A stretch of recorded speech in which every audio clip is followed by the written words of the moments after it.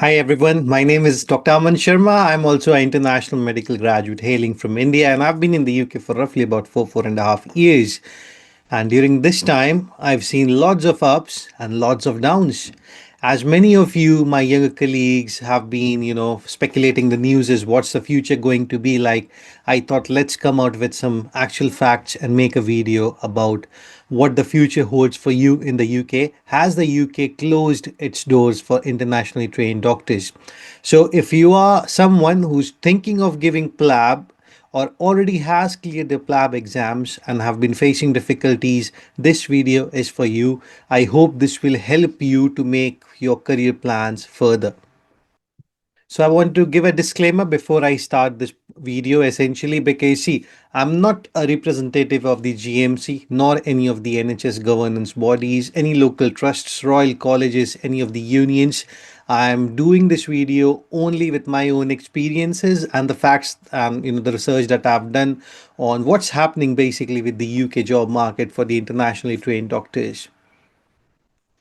So you'll all have been listening, seeing, watching, reading a lot of negative impact basically of, about immigration, about there are no jobs, there's this, there's that. So let's firstly address what's the basic problem here.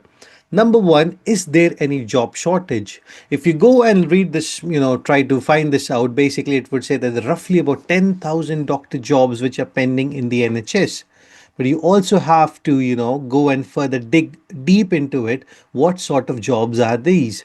Predominantly these are the consultant level jobs, the registrar level jobs, and specifically difficult specialties to fill in. But you, if you're thinking you've just done your medical school, you're a freshly passed out candidate, these are not the vacancy figures for you. Unfortunately, the vacancy figures for junior clinical fellow is very low. Clinical fellow is also low. People who've got and gained experiences are definitely struggling, but if someone who's a fresh graduate, it is very difficult to fetch a job at the moment. People are also trying to get into the foundation year jobs, but again, that's not easy anymore. So yeah, if you want to do your standalone F2 jobs or something, you can apply with the national recruitment, but whether you'll get a post is very difficult to say. So why are the trusts not recruiting anymore of the IMGs? The simple solution, the simple answer here is money, because they've been asked to freeze their hiring, they've been asked to freeze the spending on basically hiring internationally trained doctors, even nurses, because for us it's relatively easy, but for them they have to make so much of arrangements, carry the cost, make the salary, so they have to get a funding for the salary and this and that. So for them it's really difficult, and basically they've been told there's no more money, stop everything. And but you must be thinking the NHS is rich, isn't it? I mean, UK is the fifth, sixth largest economy in the world. Why are we seeing this stuff? So basically, if you talk about the NHS is not a single organization on its own. Every NHS trust, it's a different organization, and they all get the funding from the government, and then these funding is basically used not just for giving the salaries or the recruits, but also caring for the patients, including their meds and admission costs and everything.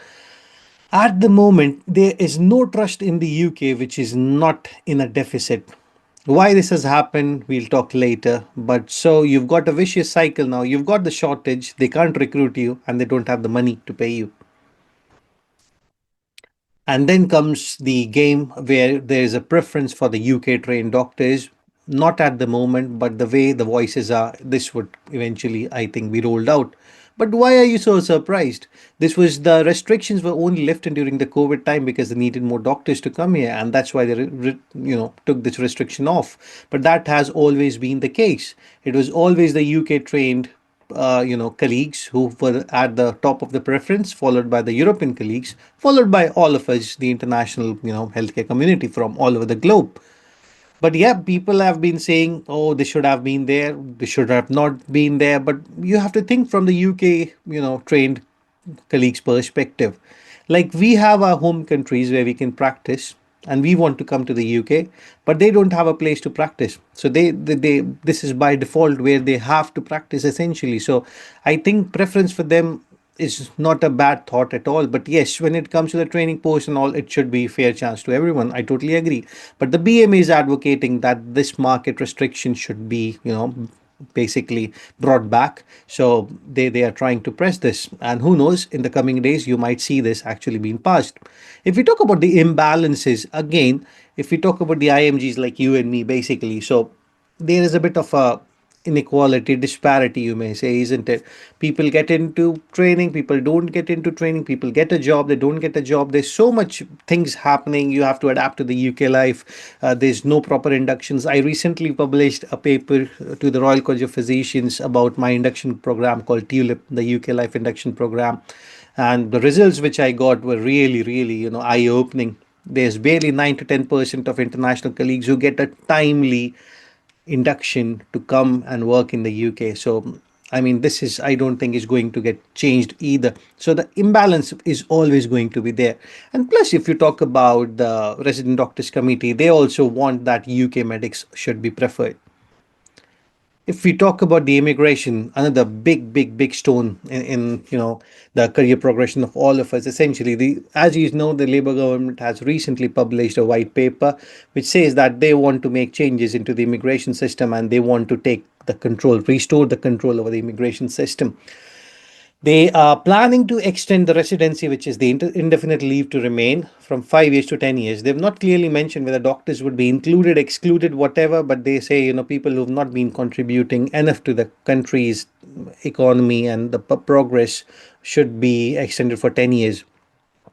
I mean, I understand that there are quite a few bit of employees, employers basically who are trying to use the employees.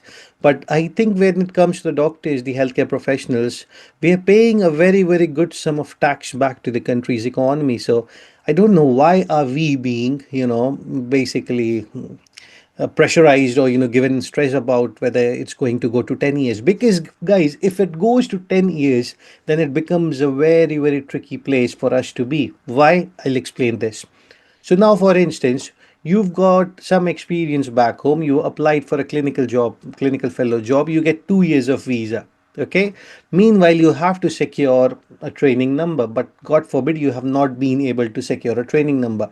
They might give you an extension of 6 months, they might not give you any extension at all and may say, oh, go find a different job. So now you've found another job which have given you 1 year extension.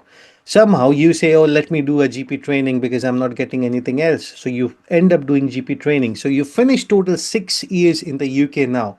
There's another 4 years for you to get overhaul and basically extend your residency.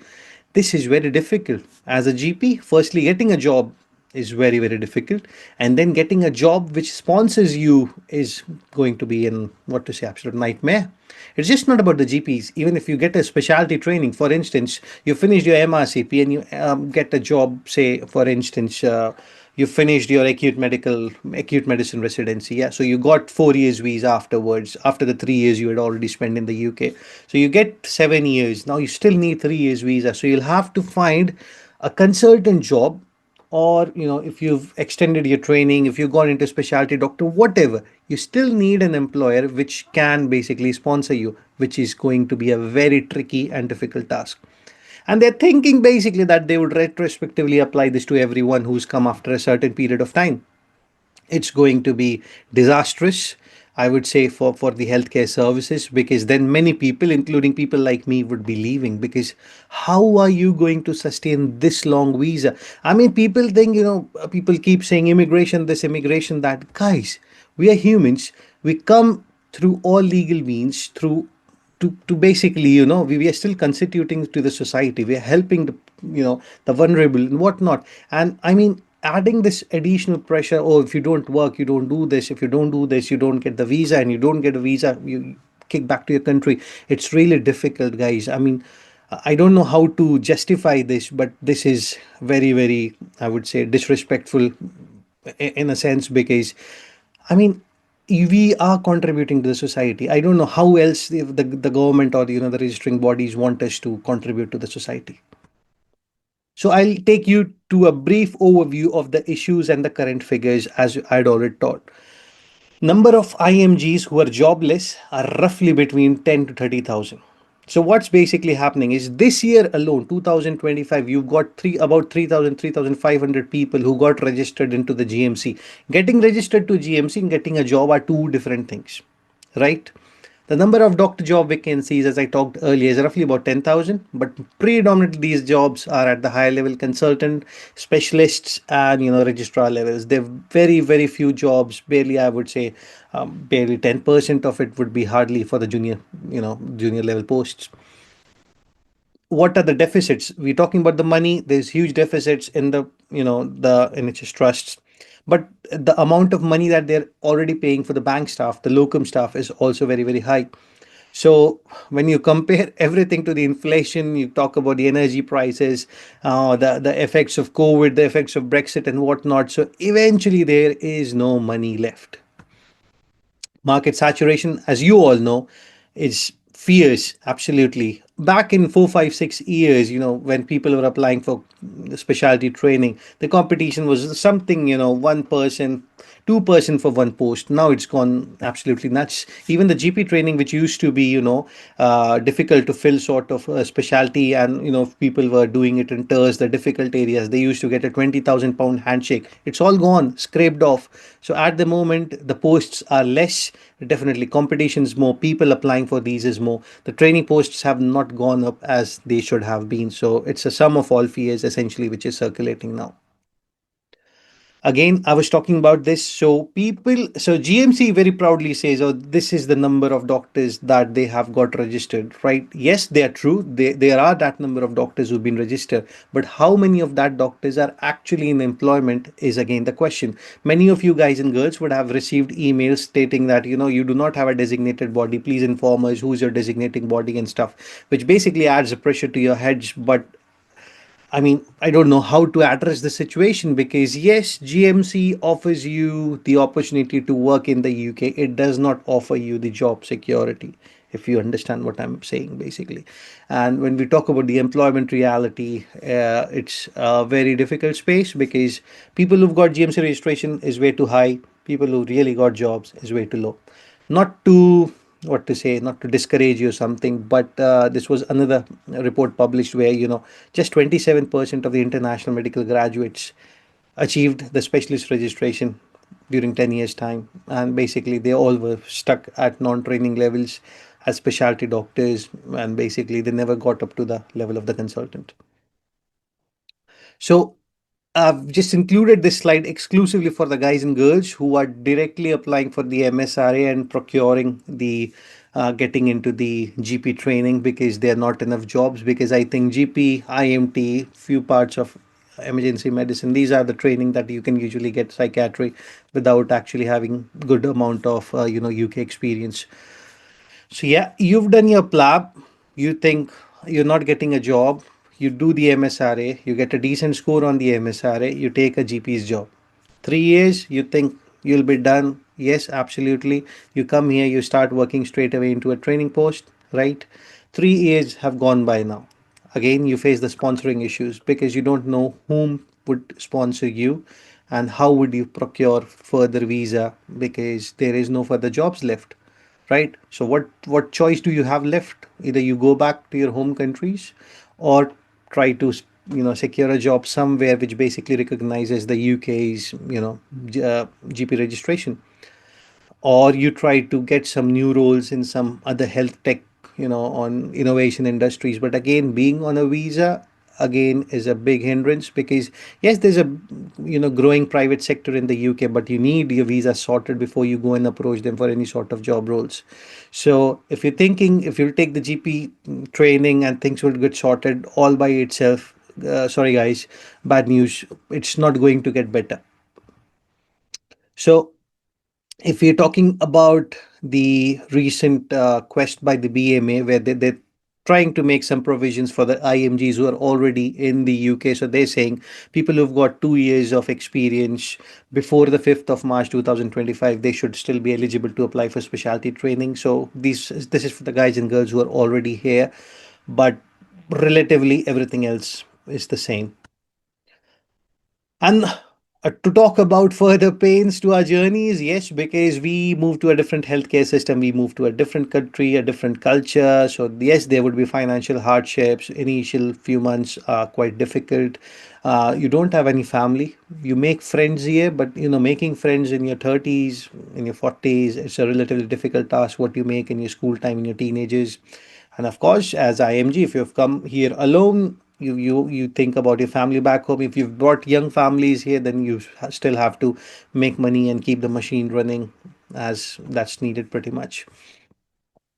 So if we talk about the future consideration, I mean, we have to carefully think how this is going to affect us, because while Plab remains a good way to get a GMC registration, you have no security of securing a job anymore. There are not enough jobs, as I've been emphasizing.